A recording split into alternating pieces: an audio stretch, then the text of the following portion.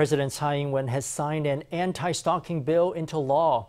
The legislation punishes 8 types of behavior, including watching and trailing, relentless romantic pursuit, and online harassment. Offenders can be punished by up to 5 years in prison.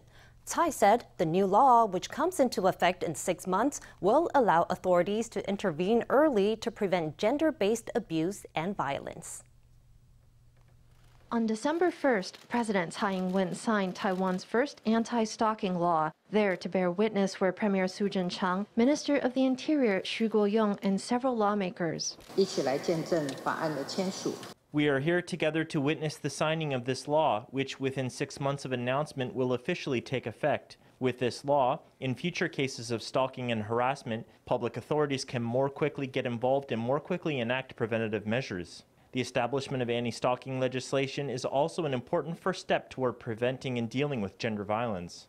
In April, a female employee of a mobile phone retailer in Pingdong was kidnapped and murdered by someone who faked a car accident. The incident invoked renewed calls among lawmakers for an anti-stalking law, and in May, the legislature's Internal Administration Committee passed a draft bill. The bill went through successive cross-caucus meetings without a consensus, but finally passed a third reading on November 19th.